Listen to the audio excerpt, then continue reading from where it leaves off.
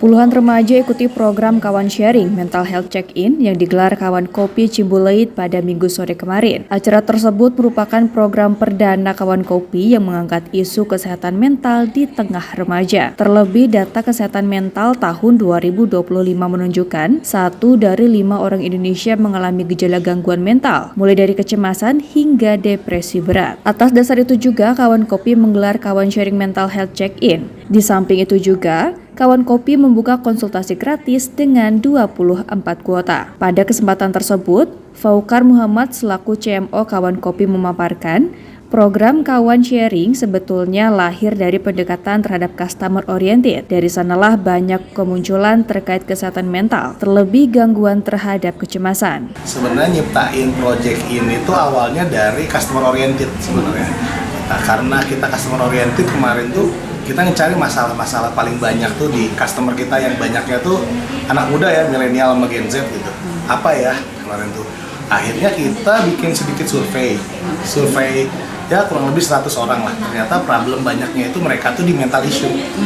Nah dari mental issue ini akhirnya kita pengen cari tahu kenapa sih mereka bisa menjudge bahwa mereka punya penyakit mental issue gitu. Nah akhirnya setelah kita hasil survei dan lain-lain, ternyata banyak permasalahan mereka adalah tidak punya akses ke psikolog, tidak tahu informasi mengenai psikolog, terus banyaknya self judgment sendiri, sama takut dijudge oleh lingkungan tentang masalah mental judgment lah ya buat itunya. Jadi takut dijudge sama lingkungan bahwa kita sakit mental, padahal orang datang ke psikolog itu belum tentu sakit mental sebenarnya. Hal tersebut juga dibenarkan oleh psikolog klinis Rahmatika Septina Khoirunusa yang menjadi pembicara pada program Kawan Sharing. Menurutnya, sebagian besar dari peserta mengalami kesehatan mental seperti kecemasan. Tadi untuk antusiasmenya tinggi banget sih ya.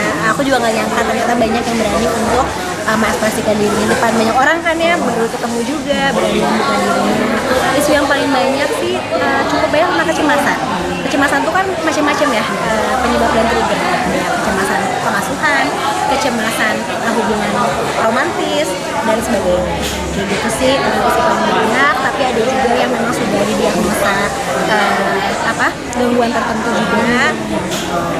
Jadi ya happy banget sih karena mengapresiasi banget karena bisa langsung ngobrol gitu ya, mereka juga terbuka dan mau mendengarkan sudut pandang lain gitu ya terkait masalah ini.